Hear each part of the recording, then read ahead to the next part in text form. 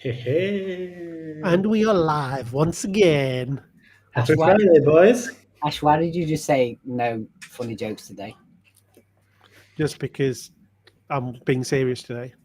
Yeah, he's wearing a funky color T-shirt, so he's gonna be the fun police Funky today. colour t-shirt. Yeah, Ash, this is the first time I see you wearing something colorful. You must have seen me Worrying me. wearing. You must have seen me wearing this. No, you're normally dull No, and miserable, mate. no. You have like brown, light brown, dark Red. brown, sun. Red? Does he wear red? Red, black, lots of No. I black. do wear red, and it's because the sun's out, so I'm in my summer gear. You are. Yeah. How was your week, guys? From 1 to 12. 11.5. Wow, Go on, positive, Wes. Yeah, I've positive. had a good Tell us week. why. I had a good week. I've got my first ever client in Kuala Lumpur in Malaysia. Cool. Rock and roll, eh? What are you? Are you going to go out to? No, not. I don't think so. Too dangerous for him to go there. It's gonna be Right away. I'd it's have to gonna probably go shock. on my own, which would be fun. How was everyone else in the chat? Come on, you're quiet. No one's Yeah, even. yeah. Tell us, No tell us. one in the chat. But also, Ash and Wes, like, what is the one water cooler brand talks? What is this thing for the people that I never join for call the it first brand time? talks because How you call it? more than brand, isn't it? The Yeah, water cooler. it's evolved, doesn't it? It's Yeah. evolved. What is it? Yeah. It's It's basically us it's three now talking shit about on the Friday hot afternoon. topic is about what song you sing in the shower. Yeah, which you shouldn't have told him that because Harry's now going to think about that, and I didn't want him to. That was the last question. Now And he did you wants just give away our secret guest? Yeah, but Because they that don't was know that's it's part of did. It's already on LinkedIn. It's already on LinkedIn, mate. This started well. This started well. Anyway, Anyway, how's your week anyway? No one's you always dive my into week. me. Not a great week, mate. No, not a great week. No, It low five. was intense. We also had some huge fires here Fires. in I saw that. Limassol. People dead. At some point on like 2 days ago, the fire was like 4 kilometers from my house. Shit. Like 150 square kilometers of nature burn, houses lost, vineyards lost. It was Not good. pretty horrific. You know, it was raining. It was raining ash here in Cyprus in Limassol. So it was pretty bad. So yeah, it was a pretty emotionally intense week. So I'm not gonna lie, but it's Friday, having a beer, You guys. spending time with my mates. Yeah. So Yeah, well, good to hear. I didn't even know about that, Martin. Good to hear you were Because you safe. know why? Because you just heads in a hole and you never talk to us anymore. That's mine why. is busy. Yeah, Mine's come a on. hustle. Yeah, I noticed how you lot kicked me out of our WhatsApp group. Yeah, true. So that's why I don't. It's just w.m now. Wum. Mum, mum. Hello everyone from What's up, Charlotte. Charlotte? Charlotte, Tell us she's where you're cool. joining from. Charlotte's cool. She's up in Scotland, but she's in the BBA group, which is cool, and the Brand Builders Alliance. I had a little session with those guys this week. It was really good. Hello, Megan. Yeah, thank you, thank you. I know, not great news, but this show is real, so we don't have to always say it was great, isn't it? Everyone else, tell us where you're joining from. Tell us how was your week from 1 to 12.73. And if it's the first time you joined the Water Cooler, these are bi-weekly brand life entrepreneurship hustle talks with great people. We had some amazing guests, proper heroes and queens and kings and princesses of their realm and their domain. And every time the guest is secret until the very end, so you don't know who you're gonna get. You might get someone you know, you might get someone you don't know. We have huge names, small names, middle names, big names, Yeah, tiny big names. news We have today. everyone. We had Big names lots of great people. And All today right. is another big name. Um, Let's rock 'em Ash, up. shall we? Let's Let's rock go. 'em up. Yeah. So Let's go.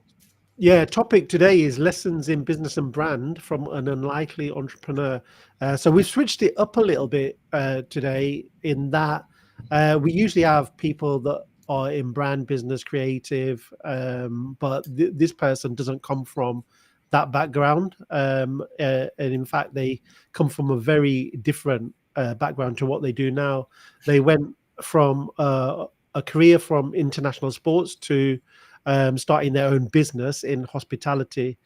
So yeah, he runs a growing portfolio of pubs, each one chosen and ran with surgical precision, and we're going to get into that. There's a framework that he works to.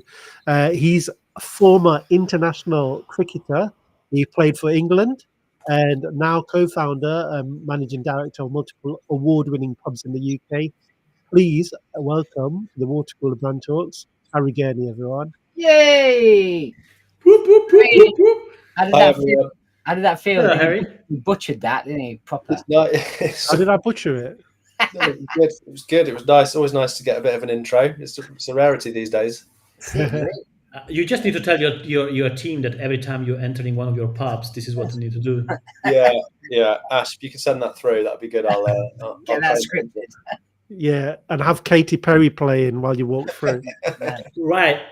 I think we need to start from this way. Now that we know that you are a former cricket professional player representing England as well, we have to make a very critical decision. We either go down that path and we explain everything about cricket, which I know nothing, and I know it can be And hard neither is Ash. sometimes, right? So we either go through that and we use these 50 minutes that we have to just explain everyone the beauty and the intricacy of cricket, or we go with the other flow.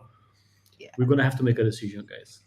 I think I reckon we start with the cricket career, but like at that point where it kind of you finished that and moved on to the next chapter, and that'll kind of take us into the business world. So, But can we go one step before that? Like, as a kid, was that what you had in your vision? do that. National cricketer. yeah, Okay, should we start there? Yeah, let's go. Yeah. let's do that. I mean, I sort of picked up a cricket ball at the age of 10. Totally fell sort of head over heels in love with the game, and from that point on, the dream was to be a professional cricketer. Never even had a dream as wild as playing international cricket. If I'm honest, I just wanted to play professionally. So to go on and do that was beyond my sort of childhood dreams, if you like. And then fast forward from the age of 10 to the age of 35 when I retired. It was an interesting time. I mean, I for the last 2 or 3 years of my career, I was playing franchise cricket. So for those that don't know what that is, essentially, you play domestically in this country, generally for a county. And then there are these leagues popping up around the world, these T20 leagues. So there's the Big Bash in Australia, there's the IPL in India, there's the Caribbean Premier League, Pakistan Super League, etc., etc. And I was traveling around the world playing in all of those. And I can remember when COVID hit, I was due to go to the IPL in India. It would have been my second IPL. And of course, it got postponed. Mm-hmm. And I can just remember feeling relief and not really wanting to go. And I think that was for a combination of reasons, really. By this point, I had a young family and I was getting stuck into business and really enjoying it and loving that. So, like everyone, had that sort of enforced sabbatical during COVID and made some changes. Again, like a lot of people did around that time. Lots of people changed career. And I guess I was no different. And I made the decision to retire. And my dad's still not forgiven me. But it's there's not a day that's gone by where I've regretted it. It's been 4 years now. Wow. 2021 was the official retirement day, and I absolutely love what I do. Was your father the one that introduced you to the game? No, it wasn't actually. It was my best mate at the time. He said, "Do you like cricket?" I said, "I don't know. We played rounders at school. I like that." He said, "Well, come down to Loughborough Town." So I did, and completely hooked, and became quite obsessed with the game, which I think is a common trait in people that go on to play it professionally. You know, everyone tries to act cool, but ultimately we're all sort of cricket nerds. It's interesting, your story, because usually professional sportsmen, they get to a point where then they asking themselves, "Oh fuck, no, now what?" Almost felt like you already kind of had it, and then something happened, and then that kind of gave you the excuse to just follow it, right? Right. Yeah, I think so. I mean, I definitely spent. You know, I've got an economics degree, so the early part of my career, I was thinking this is never going to last. I'll end up going to London and doing something down there or whatever. And then I got into my sort of late 20s, still going. Got into my 30s, married with a mortgage and kids, and I thought, oh God, that London thing's not going to happen now. I'd be going down and starting on, with graduates who are 10 years younger than me or whatever. So there was a little period where I was concerned, because you do, so as a cricketer, you earn nowhere near, there are a few that do, but there aren't many that earn anywhere near footballer money. Yeah. And so you get to the end of your career and suddenly it falls off a cliff, and you've become accustomed to a certain lifestyle, and you might have a big house and a nice car and blah, blah, blah, blah. And then all of a sudden your salary just drops by like 3/4 or whatever overnight. And so it is a concern, and it's something that I spent a lot of time thinking about, and then just fell into my business, really. And I feel really fortunate, because I spent 15 years professionally and 25 in total doing something that I just absolutely adored. And I've now transitioned into something that I love probably more, if anything. How did you fall in? How did you fall into your business? So it was just. That suggests it was an accident of some sort. I was going to ask that. Was it when you exited the game? Was it hospitality first, or was there something in between that? No, that was it. There was a crossover. In fact, we launched the pub company while I was still playing, and I just felt it was my local pub became available. I can remember the landlord and landlady were moving to Portugal, and I said, "Oh, I might." Well, first of all, I rang my brother and said, "You should do this," and he said, "No, I'm not doing that." He said, "You should." I said, "Well, I can't. I'm a cricketer." He said, "Well, just get a manager and a head chef, and do that." So go on then, sod it. I'll give it a go. So I went and told the landlord I was going to do it, and he said, "Don't do it. You're an idiot. You can't make money in pubs." And so I just did it anyway. And as it happens, out of that particular pub, didn't ever really make any money. We had it for 5 years, and we gave it back after that first 5-year term. But it was sort of my training ground, really, for then what followed. So what did you learn? I was going to ask, like, what did you learn? So when you gave it back, what did you learn that you took into the next one to make that obviously the next one successful? Well, I mean, just a vast amount, really. But I suppose the key thing with regard to that particular pub is that it was a small, local, wet-led boozer with a kitchen like the size of this study that I'm sat in. And, with the cost of doing business in my world these days, the cost of teams, the cost of chefs, etc., you need scale in order to make meaningful profit, because otherwise you could have the best gastropub in the world, and if there aren't enough seats in it, you're not going to take the money that you need to take on a Friday, Saturday, Sunday to make it a viable business, because we're all quiet at times on Monday, Tuesday, Wednesday, Thursday. Sometimes, Monday nights in January can be slow. So you need to be able to cash in on your weekend days, and if you've not got the size of building, it's a non-starter. It just doesn't work. I mean, we didn't lose any money, but it was good fun. It was about 3 doors down from my house, so I definitely drank way too much doing that. Man, I could see, like, Wes was smiling, because I can just fucking see Wes, on his the local becomes available, and he's like, shit.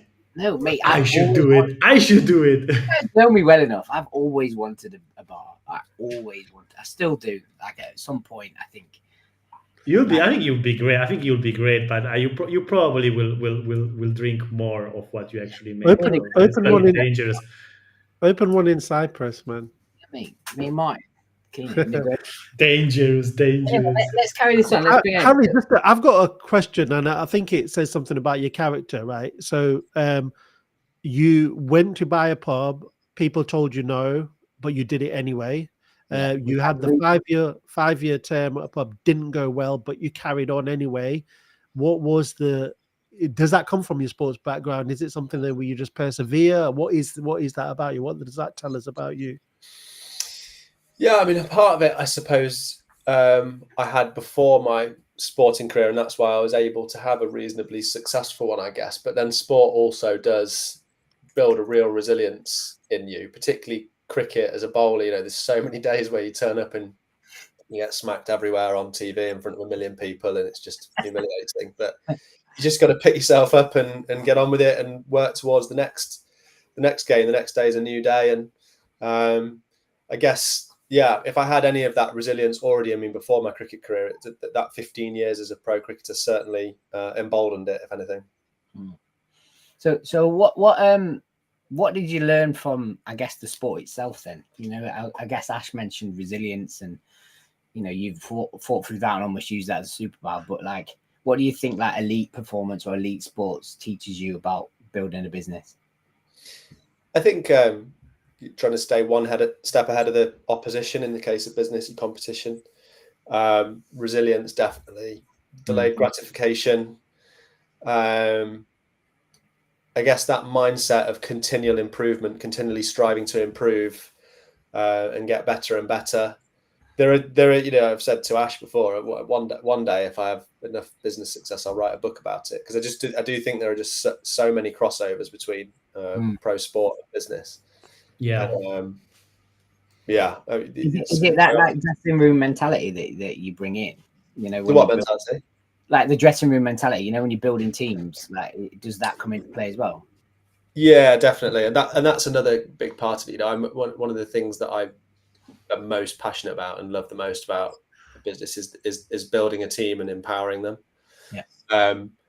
And also we just do so much, a huge amount of work on culture, values and vision and all that kind of stuff, because Brody and I know, Brody's my business partner. I'm sure we'll talk at some stage about him. But and he was a far better cricketer than me, as some of you listeners will know. What we know from our careers is that you can go into a dressing room where on paper the team isn't that strong. Think of Leicestershire 2011, for example. We won the T20 Blast that year, and we'd have probably been favourites to come bottom at the start. But there was something magical in that dressing room going on with the culture, the cohesiveness. And so we sort of know what a good dressing room looks like and what a bad dressing room looks like. And we were both really keen to make sure in our business we built teams that were supportive of each other, cohesive, and really values aligned. And one of the things you're able to do in business, which is more tricky in sport, is if you find someone in the business who is not living your values and not exhibiting the behaviors that you're looking for, you just remove them. Yeah. Whereas in pro sports, sometimes that might be your best player. It's a bit trickier. You're tied into a 3-year contract or whatever. But what kind of values are needed to run your businesses? Or are they the same across all pubs? I mean, I could talk about our core values if you like. We have 4, and first of all, the reason we have them is exactly what you just touched on, Ash. Is that you can run a really successful, great pub without having core values and visions and all that kind of stuff, because the people in there are passionate enough. You as the business owner are there, you're running around, you're sprinkling the magic all over the place. And then you can sort of do it at 2, you sort of start to be a bit more stretched, you're not there quite as often. But if you want to go to 3, 4, 5, 6, you know, we've got across the 2 pubs we've got over 100 team members. We're about to go to 3 pubs and probably 150. And if you want them to behave in a way that is appropriate for your business and is going to maintain success, then they need to have that sort of North Star, really, which is pulling them into line and making sure that they're exhibiting the behaviors you want them to when you're not there, which is going to be increasingly the case. Yeah. And how did you start forming them? Was it something that was organic, or did you get some kind of, because after the first pub, the 5 years didn't do so well. Was it learned from that, or did you have some kind of coach, consultant working with you to help you through the next chapter and the next businesses? Yeah, it's interesting. I mean, we it wasn't from the first pub particularly. It was a little bit later than that. But so I brought in a non-exec director during COVID, a guy called Lee Cash, who had built and sold a group of 21 pubs. His company was called Peach Pubs, and I got some advice from a friend of mine who had built a very successful business. He said, go and find someone who's done what you want to do and pay them to come and show you how and hold you accountable. And so Lee became that person. He was really standoffish initially, but I just kept badgering him, and then eventually he said, all right, go on then, I'll come and see you. So he did. And we've now been working together for nearly 5 years, and he's a shareholder. But one of the things that he taught me was what I've just touched on, really, that is, as we grow, we're going to need this set of values. It was something that they'd done really well in Peach. And so, yeah, we sat down in a room. I don't actually think Lee was there the day that we did it, but we sat down there with what I call the senior management team, for want of a more glamorous term. But the exercise was really interesting because I'd been trying to find a way to do this for a long time. I wasn't sure how to do it. I spent a bit of time with a branding company, actually, funnily enough, and they hadn't really given me what I needed. And then one day we sat down in a room, and the exercise was everyone in the room had to think of 3 people in the business that really epitomized what was important about the business or what was great about the business. We wrote their names on the board. Then we killed and combined until we whittled it down to, I think, 3 people. And we all had to think of one admirable trait of each of those 3 people. Then we had a list of all these admirable traits, again, killed and combined, and worked it down from there, really. And I think what we were left with after that sort of half a day or whatever that it took is 4 values that do really epitomize the best people in the business. And crucially, I think they're quite aligned with me as the founder, which is quite handy, really, given that it was, what I didn't want to do is sit down in a room and say, this is this is important to me, so therefore it's going to have to be important to you. It came from the team, but they fit in with me personally. And how much do you with that topic of the team? How much empowerment do you put into them? How much do you give them? It's a huge amount. My management style is very much to try and surround myself with great people and to just empower them and free them to do their thing, really. I'm definitely not a micromanager. My wife or someone who works in the business with me will sometimes say, "Oh, what about, is this happening? Or has so-and-so done this? Or so-and-so done that?" And my attitude is that, well, you've got to leave them to get on with their job. And if we don't think they're doing a good enough job, then we'll just change it and let someone else have a go. And I think that might be instilled in me from my cricket days, actually, because there were times as a pro cricketer where the chairman of a club, for example, who might be a really successful businessman, but has never played a game of cricket in his life, is meddling in team affairs and trying to encourage the coach to pick certain players. And as a player, you look at that and you think, it's not right. You're paying your director of cricket or your head coach to pick the team. Let him do it. Yeah. And if the team aren't winning, then fire him. So I think that's probably rubbed off on me a bit. In my is that one of your 4 values then? You said you had these 4 values. Is that something along those lines, or what, empowerment and let me think. What other 4? Do you mind saying? No, I don't mind at all. So the first one's pull up a chair. So that is essentially the feeling of, either with a guest or with a teammate, pull up a chair, if it's a teammate, if they're a bit down in the dumps or something's going on at home, let's sit together, let's have a cup of tea, let's try and help. And with the guest, it's that feeling of, literally ask them to sit at the table, but almost, sit and go through the wine list with the guest, make it become part of their group for the night, part of their party. The second one is own it. And this is probably where it does link, Wes, to the empowerment thing we talked about, where I'm sort of saying to them, look, when things go wrong, don't make excuses. Never point the finger of blame at anyone else. Never make an excuse. Just take it on the chin and learn from it. If when something goes wrong, everyone in the chain of command accepts responsibility for it right the way through to me. If you come to one of my pubs and you get served raw chicken, ultimately that's my fault. And then if everyone else below me takes responsibility, then we've got a pretty good chance of it not happening again. So that's own it. Wow moments is the 4th. We take inspiration from a book called Unreasonable Hospitality by Will Guidara, and also Setting the Table by Danny Mayer, who Will worked for.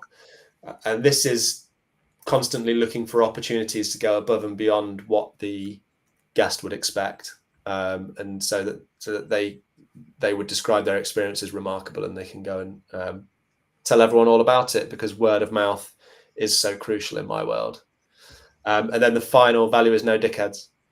And this is a really, good one. It's not novel. A lot of people listening, and you guys, I'm sure, know that New Zealand All Blacks used it. Yeah. Various other people are using it as well. But a lot of our team are young, and it strikes a chord with them. They remember it, and this speaks to behaviours. So, the old classic gastropub example is someone sends back a steak saying it's underdone, and the chef gets pissed off and then just absolutely incinerates it. I'll show you what well done is.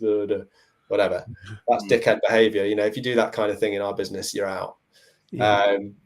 Don't go and smoke a cigarette out the front of the pub. Mm-hmm. It's really useful to be able to actually quite objectively sit with someone and say you were being a dickhead then. Or also you say don't be a dickhead, right? And you can pre-warn them. So yeah, I remember having that chat with you in the room when we were working with kids. Yeah, it's a good, Harry. Like everything you're saying, it's like it's music to my ears, because like I went into hospitality when I was 14, and I stayed for like 12 years. And my mom was a professional basketball player. My father was a professional fencer, and that's how they met in the Soviet Union. My mom was representing Estonia, my father was representing Armenia, and we have this in our family. Sport above all. I remember I haven't done anything else in my life until I was 20, just basketball. That was like an obsession. And then coupled with hospitality, and then I realized in my profession now how those two were the most fundamental life lesson of my life. And I wanna hear a comment from you. Like my learnings from that is like very similar to yours. Teamwork, it's like a flat hierarchy. We just fucking suffer together. But is the suffering. Hospitality is fucking hard. It's so hard. You are in on Saturdays, on Friday, New Year's Eve, your birthday, their birthday, Christmas. Your wife is pregnant, giving birth. No one gives a shit. Like you're sweating, and then like you are absolutely destroyed, and you're putting up a smile for someone else that might not appreciate. Yeah. It's such a life lesson, hospitality. I think we should stop making military service mandatory. We should start making hospitality work mandatory. Yeah. It's funny, like we've all been in hospitality, haven't we? We've all got like stories from it. Harry, people are obviously an important part of your business, customers, but internally as well, and that's why you focus on culture. I remember when I met you, you talked about a story about someone that wasn't an obvious fit, and then turned out to be completely an essential and instrumental part of your business. Are you okay to share that with us? Because I thought that was a brilliant story. Yeah, when we took over our second pub, there was we inherited some team, and there was one guy. He must have been, I don't know, late teens, early 20s, and his behaviour was certainly not aligned. Well, first of all, so on the first day we sat down and I did a bit of a presentation and covered off a lot of the stuff that I've just talked about for the last 5 minutes with you guys. One bloke came up to me straight afterwards and said, "Harry," I said, yeah. He went, "Love what you're doing. I think it's really good. You're absolutely spot on. This place really needs it. But I'm going to leave because I just don't think it's for me." And I was like, brilliant. So off he went. And I was genuinely grateful. At least he was honest. That's it. If you want to be on the boat, you got to row, basically. Anyway, there's this other guy, and yeah, his attitude was poor. He was clearly in a bit of a rut, had been there for quite a while. I think the previous operators had gone bust, basically. And yeah, we got to the stage where I'd said to our now ops director, Jack, I said, you just got to get rid of this guy. He's not for us. Just disrespectful, rocking up in his hoodie 5 minutes before his shift. And, the rule is we open at noon, but the rule is we actually internally open at 2:15. So at 11:15, everyone should have uniform on, pub set, ready to go. If someone walks in, we're open. We don't advertise it, but we are. And anyway, Jack took him to one side that night and basically said, look, this isn't working. And he burst into tears and explained that he'd had some stuff going on at home and he was really sorry. And he wanted to show that he could change and he could fit in with us and join our journey. So Jack said, okay, I'll give you, you get one chance. And overnight, he just transformed. And it was remarkable because I'd always sort of somewhat pessimistically been of the view that leopards don't change their spots. And I think this is an example of someone who did. And he's now, relatively senior in our business. He's definitely a future general manager, and sent a message to our senior management team group about a year later, essentially just thanking us for I don't say saving him. That's a bit patronizing. I can't remember what the exact terminology was, but it was one of those messages that really gave you a lump in your throat because you thought, oh my God, we've changed this guy's life for the better. And to me, that there's nothing more important in business than that. I love building teams and helping them progress. Yeah, it's one of the ultimate rewards, isn't it? Yeah, you live for people.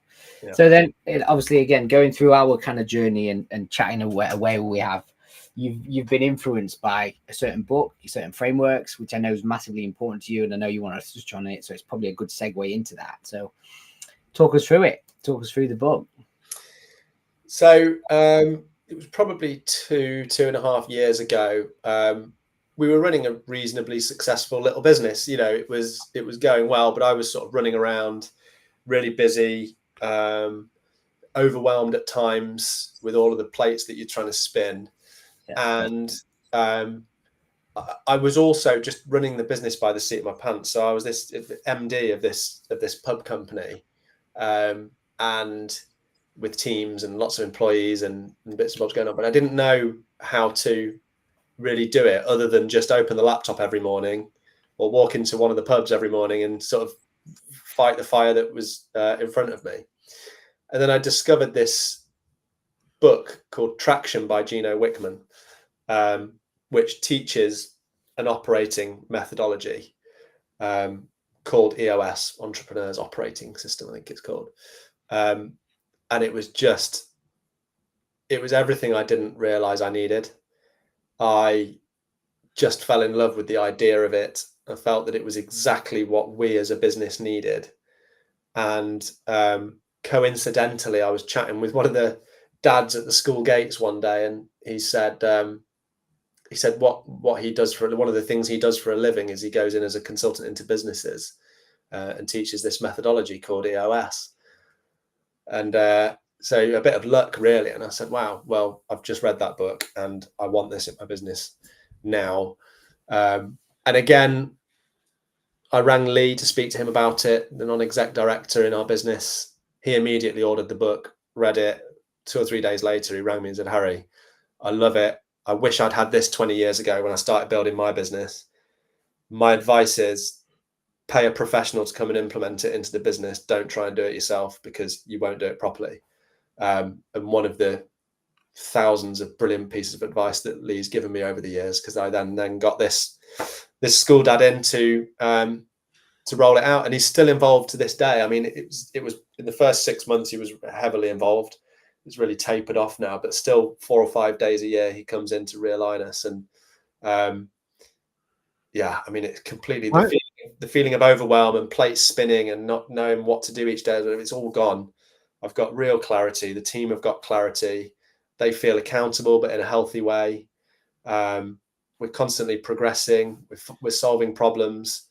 And the business, I'm down in Devon currently, and I'm in my mate's house, my best mate from school, and we've got a new pub opening next week. And it's because of Traction that I'm able to do that. It's freed me up.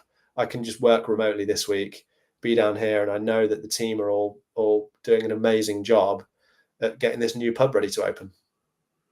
Why is it important to have that external person implement or that framework, the EOS framework from Traction? Why? Because you've read the book, you understood it. Lee read the book, he understood it. Why did it have to be someone else that had to come in? But I think there's two factors. One is he knows the system inside out. He's already delivered the same consultancy into 20 other businesses probably. So there's that, because even though you've read the book once, twice, 3 times, whatever, you're not going to have the same level of expertise as someone who's actually practically rolled it out in several businesses. And the other thing is actually on the days that there's a lot of days sat in rooms. And one of those days was the values chat that I touched on earlier. That was all part of the process. And having someone who is neutral there so that I can be around the table with my team rather than being the guy up at the front trying to lead things, I think is a healthier way to do it. Yeah, I agree. I think a lot of it's one of the reasons why when we do brand strategy workshops, it's almost like they know what needs to be done, but it's hard for them to do it because they were in the weeds. So having that external pair of eyes and like 3 pairs of eyes in this, and it's really beneficial. Yeah, totally. So how does your day look like then having these multiple pubs as an hospitality entrepreneur? What do you do? Do you just jump between them, or how does it look? The majority of my work is sort of is office based, really, from home. So Monday I tend to get up and analyze how the previous week's gone. I try and do the majority of my deep work in the first half of the week. So Monday might be a project I'm working on, catching up with the senior management team over what's happened over the weekend. Then every Tuesday, 9:30 in the morning, those that have read Traction or who read it in the future will know you have this weekly meeting. He calls it level 10. We call it Tuesday Team Talk. And 9:30 till 11 every Tuesday, not a minute before or a minute afterwards. It finishes at 11 every time. Set agenda, scorecard, guest team headlines, issues, to-dos. And that really sets you up brilliantly for the week. So we do that on a Tuesday morning. And then Tuesday afternoon, I will often have meetings with all of the individuals on a one-to-one basis that were on that call as well, just to check in with them. Wednesday, back to a similar sort of flow to Monday, really, sort of the deep work element of things. And then tend to have my meetings with external people Thursdays and Fridays. And maybe occasionally the odd round of golf on a Friday. What's the thing that getting into hospitality you love the most, and what is the thing that you're still you don't like much about the life or about the business, or like what's your favorite thing and what is your least favorite thing? The thing I love about hospitality isn't necessarily the fact that it's hospitality. I think I love business. I love the cut and thrust of business. I love building teams. And the thing that I probably love the most, in answer to part of your question, is the thing I've touched on a lot, which is sort of building and empowering teams and seeing them progress and feeling, seen and heard and valued. The only thing that I don't like about it, it's really hard for me to think of something. There's one thing that winds me up about running a business, and it's waiting for professionals, like accountants, lawyers. I'm so impatient, and it drives me mad. The sooner AI eradicates them all, the better. Sorry if there's any lawyers or accountants in the audience. Sorry to those of you that are listening. I mean, we all know they're not going to be completely eradicated, but I think that speed of that transaction, this new lease for this new pub, I have a meeting with my solicitor, who then goes to their solicitor, who then has a meeting about my meeting with their side. They then have a meeting about the meeting that I had with my solicitor. They come back to my solicitor, who then has a meeting. It's mental. Ridiculous. It's so inefficient. It's so inefficient, and things like the blockchain and AI, and it's just that process is going to be accelerated quite dramatically, I think. And I'm here. So what I hear is hospitality is a chapter for you. Then are you looking into more teams out of these sectors to change then? Yeah, I'm really interested in getting involved in other sort of small businesses. not startups necessarily. I don't think I'd be particularly good at that, but I think established businesses that have maybe been going for a little while, they've got a bit of steady turnover coming through, but they want to progress to the next stage. Maybe the founder wants to exit, that kind of thing. I love the idea in the future of getting involved in some businesses like that, because I think what I've learned in hospitality, both via the traction process, but just hospitality in general, as you say, Martin, is definitely transferable. But having said that, I'm not going anywhere from my business anytime soon either. It still feels relatively early on the journey at the moment. What kind of businesses interest you? Like, would it always be in hospitality? Or I think off air just before we brought you on, we talked about like online businesses or anything like that. Does that interest you? Yeah. Anything where there's a bit of a team. I think the team thing's probably important to me. So if it was a one, if an architect wanted me to go in and consult and help them, I think I could potentially add some value, but not as much as I could in a business where there's a group of people working towards that common goal, which is ultimately what a professional sport, what a cricket team is, and what I've done in my business. So, but yeah, anything, it's a business that is up and running, and that has got some traction, and but that wants to improve. What's the most overrated pub food or drink, and what's the most underrated? You're going into the personal stuff, Mike. You're taking. I know. I mean, I just love pub culture. Good question. Underrated. I think we should all answer this. Go on then, you three go first. Can I go first? Can I go first with There we go. being majority of my life a vegetarian and now vegan? The only thing I used to find and still appears on the menu as pretty much the only option is risotto. Risotto. What happened to the days of I love risotto. Don't get me wrong, I love it, but I would like more.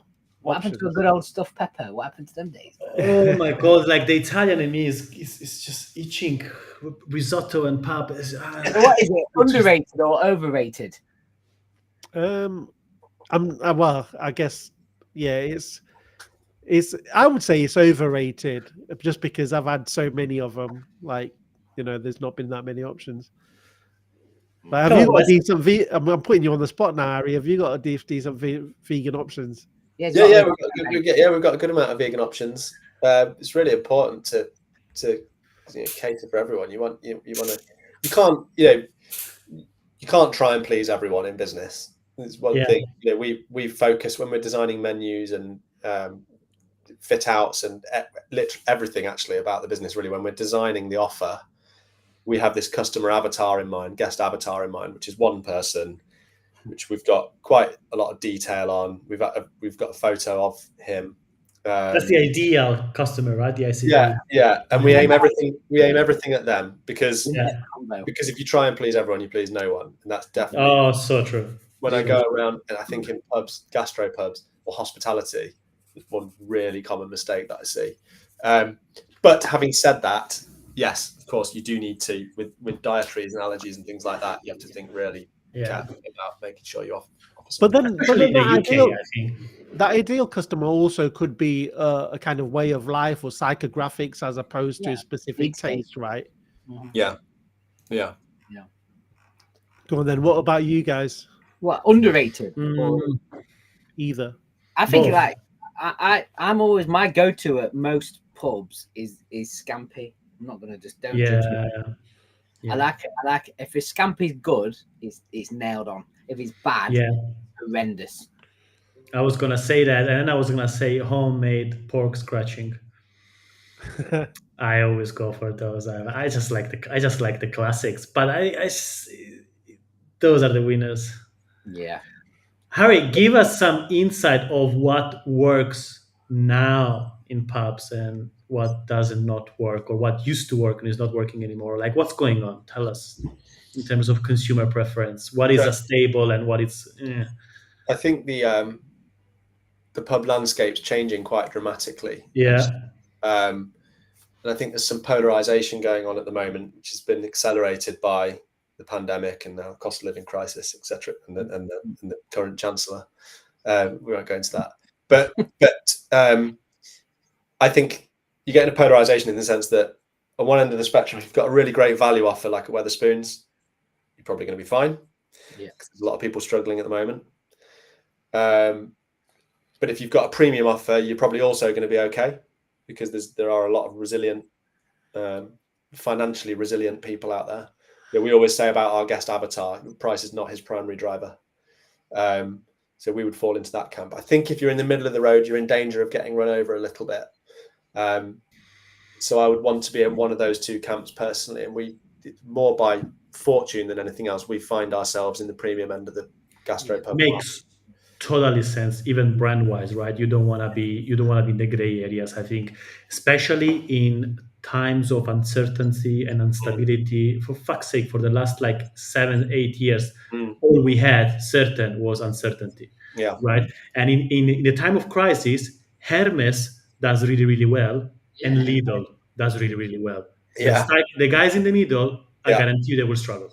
Yeah. River Island going into, did you see that yesterday? Mad. High street brands all the way. All right, let's move a bit personal then, Harry. So you mentioned golf is a little pastime. So what does Harry do outside of being Harry? So I've got a wife and 2 kids. I've got a 7-year-old boy called Arthur and a 4-year-old girl called Mabel. So spend a fair bit of time with them. I play the piano. Do you? Yeah. I do play golf. What else do I love? Cricket? Do you still play cricket? Oh God, no. That's Here we go. That's gone, huh? Interesting. I wouldn't even play in a charity match. I'd much rather go, just umpire or something. Yeah. What else do I do? I'm a nerd. I'm a bit of a nerd. I read quite a lot. I quite like a cryptic crossword. Love poker. Yeah. What kind of books do you read? Is it business books or?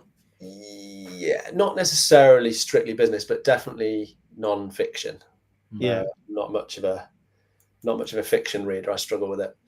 You're such a great archetype for a SaaS founder, by the way. Yeah. Really? I wouldn't place you in pubs. Like I would place you in deep tech and SaaS. Yeah. Maybe in another life. So let's latch on to music then. So piano. What's the most embarrassing track on your playlist? Do you think? Have you got some like guilty pleasures? Embarrassing on my playlist. I mean, I'm one of the ones that I suppose my wife or kids might find embarrassing. I don't really care what people think, but I'm a real Les Miserables fanboy. Oh wow! So I could have some like house music playing, and then stars from Les Mis might pop up on the playlist or something like that. So my house does that. Like I've got like obviously I'm in the iTunes camp. You guys I think are all in Spotify, but now we've got this AI blender, and it'll go from like hip hop to like this is the greatest show. Do you know what I mean? Yeah. Just go like I love it. Yeah. Like match up. So what do you sing? What do you sing in the shower then? You know this. What's your belter? What's your anthem? Probably stars from Les Mis. I'm that song, hey?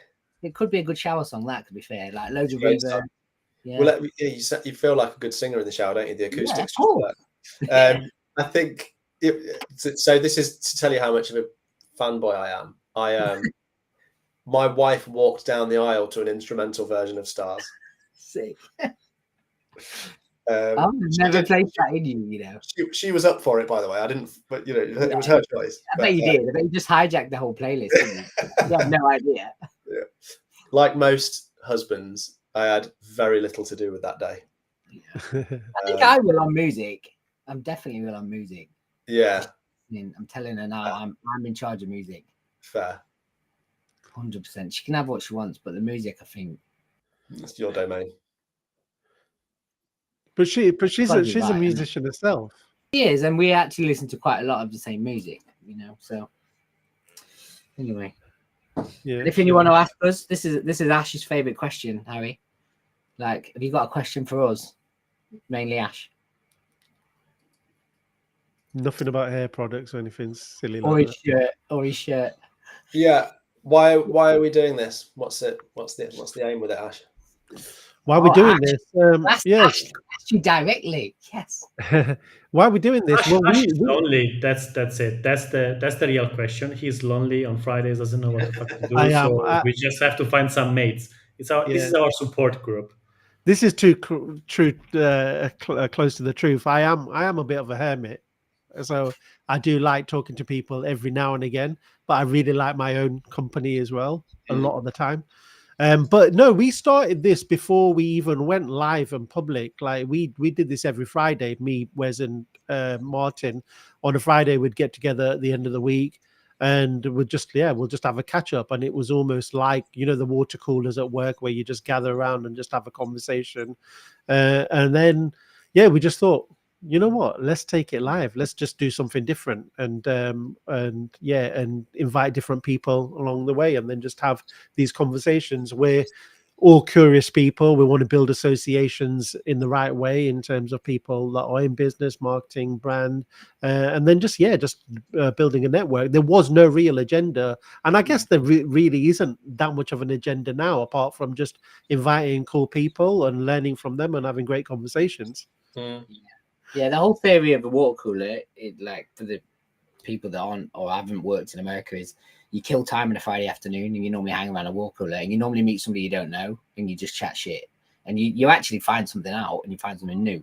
So that premise really is us. We come up, we rock up, you get you on, talk to you, open you up, and then 9 times out of 10 you learn something new. Like today is all about this interesting crossover between sports mentality into business mentality, and this crossover. And that's why when we met and talked properly, I thought there's an interesting twist there, and there'll be people in our group or in the audience. There's actually not many regulars in the chat today, which is quite interesting. I don't know why, but normally we have a little fan group. They'll be chatting away. It's been quite quiet, but yeah, I'm sure a lot of people learn a lot. Yeah. But yeah, man. Anything else? Come on, dig Harry, in. what's next? What's next for you? Like, where do you think you're gonna go for the rest of the year, and but also later on? You told us you wanna get more involved in other digital businesses, but like, what's the big plan? What's the big vision for yourself? Well, for the rest of this year, we've got a new pub opening next week, Yeah. the Long Hop in Burton-on-Trent. So get that off the ground and up and running. Give us the list. Give us a list of all the pubs, so for the people in the audience they're that all they might be nearby. great pub names. We've got the Tap and Run in Upper Broughton, which is sort of between Nottingham and Melton Mowbray. Mhm. We've got the Griffin Inn in Swithland, which is just north of Leicester. Yeah. Swithland's beautiful village just north of Leicester. And then the third pub is going to be called the Long Hop, and it opens, and it's in Burton-on-Trent, and it's next Friday that opens. And it's a sort of stunning Grade 2 listed building with riverside gardens, and we're really excited and we're already proud of it. And we've not even opened the doors yet. So yeah, get that up and running. Then my attention will probably quite quickly shift to trying to find a fourth pub. We'd like to do another one next year. And the current business plan is to get to 5 by the end of 2027. So pub next year and a pub the year after, really. But yeah, I don't know. If I'm really honest, and I'd love more clarity on this for myself, is I don't know whether I want 100 pubs or 5 pubs, actually. What's the how you call it? What is the decisional process to say, oh, that could be a good addition to our pub roster? There must be lots of opportunity. I don't know. Maybe I'm looking at something. Are there lots of opportunity, lots of pubs to be able to take over? Yeah. You probably. How do you pick the right one then? It's probably it's probably 1 or 2% of the pubs you look at you end up taking on, I would say. Oh wow! It's we have quite a strict list of criteria, really. So it needs to be a certain size, have a certain amount of seats within it, internally and externally. It needs to have a large car park either on site or walking distance away. It needs to be in a location that within a 20-minute drive time has enough of our target market, and we get demographic reporting around that. And we've got a property guy on a retainer, so he's constantly looking for pubs for us, and he knows that list. he won't send anything to me unless it's sort of ticked all those boxes pretty much. Brilliant. Occasionally might send me one that ticks all but one of those boxes, but there must be a great reason why.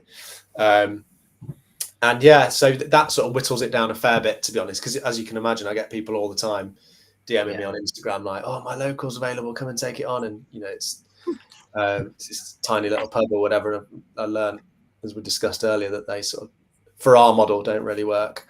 So yeah, a strict list of criteria really, and try and whittle it down as much as you possibly can before you ever set foot in the place. And then once you've got that short list, if you like, then it is just a case of getting out on the road and having a look around them. Operationally, like menu wise and what you offer, is it the same experience, or each one of them is a different story?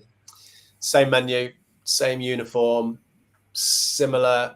There's definitely from an interiors perspective, it's certainly not copy and paste sort of franchise kind of style. Yeah. You go to all three of our pubs, you'll see potentially the same fabric potentially in certain areas, because we think it's important to sort of tie in that brand across the pubs. So so yes, pretty much identical in terms of offer, but each pub head chef does have freedom to do their own specials as well. So Brilliant. you might go to the Griffin and find an amazing special that isn't on the other pubs.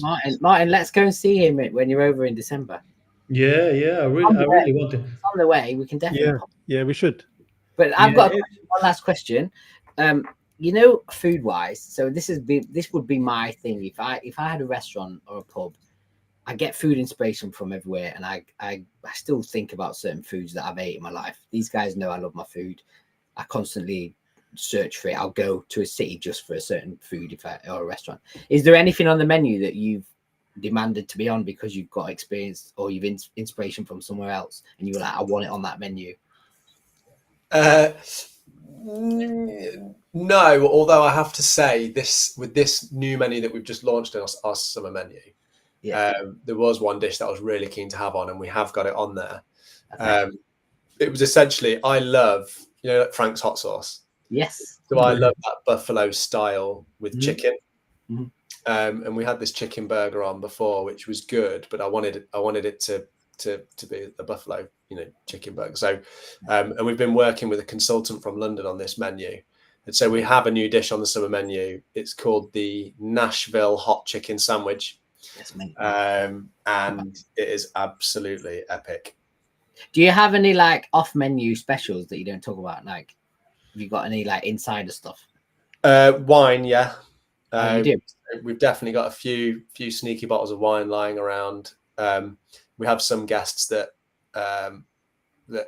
are quite wealthy, high net worth individuals that sort of live with it, and they might say, "Oh, I'm coming in next week. Can you get some of this wine in or whatever?" So we might buy a case for them and just keep it and roll it out whenever they come in, that kind of thing. So yes, on the wine front, yes. On the food front, no. If we've got a special on, we're loud and proud about it. Yeah. Okay, cool. Guess that's wrap it then, boys. Yeah, we're on the hour, so thanks so much, Ready for the pub. Ari. Great conversation, and we look forward to visiting soon. Thanks for having me. We'll come. No worries, mate. You've been a gem. We'll come in December. Yeah, look forward to it. All right, mate. Take care. See you later. Guys. Bye, Harry. Have a good weekend. Bye. Man, I'm hungry and thirsty. Have you noticed I didn't have my Guinness today because I was meant to be playing. I was meant to be coaching my kids after this, and doing this live, they've just cancelled. Oh, mate. I could have had a drink. How come they played on Friday? It's not usually. It's a friendly, pre-season friendly, isn't it? So. Okay. It's what it is. Anyway, come on. Cool, guys. Well, thanks everyone for joining, and we'll see you in a couple of weeks. Yeah, I love that guy today. What a G. Really so good. I love pub culture. I miss there are a couple of pubs here in Did it make you? It's not a real thing. Was this? It made me nostalgic. Yeah. Yeah, it made me nostalgic. Bye, guys. Let's go. Thank you, everyone. Thank See you in 2 weeks. Take care. Bye. Be safe. Yeah.